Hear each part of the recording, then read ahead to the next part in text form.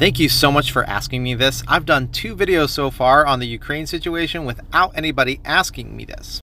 Am I concerned about the operating nuclear power plants in Ukraine right now?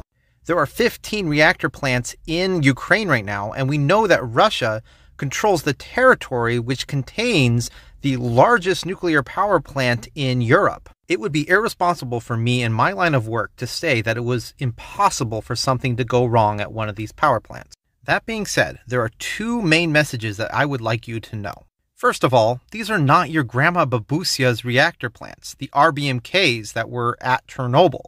They are VVER 1000s, and they are night and day different from the RBMKs that were at Chernobyl.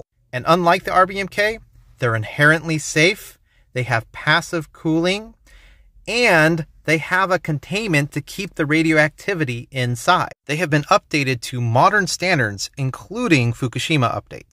But again, it is not impossible for something to happen. Which brings me to my next point. If I were to go back to pre-Fukushima, which is 11 years next week, what would I want the people of Japan and the world to know?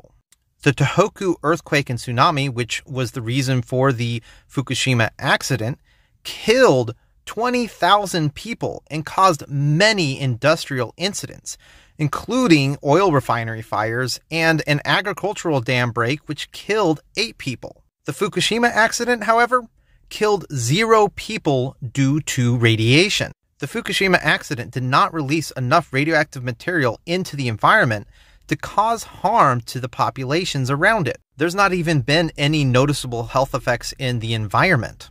We've also learned that the populations that they permanently relocated out of the area surrounding Fukushima were not justified based off of radiation. More people actually died due to that relocation, and there probably would not have been measurable health effects from the radiation in the area. It's even possible that evacuation was something that shouldn't have happened. Now I understand, they had very little information, so it was hard to know whether or not they should have evacuated. But in Ukraine, there are absolutely major risks from trying to evacuate right now. One should think twice about evacuating into a war zone. Like I said in my last video, bombs and bullets are more hazardous than betas and gammas. If anything happens at any of these nuclear power plants, do not let fear get the best of you and listen to the experts.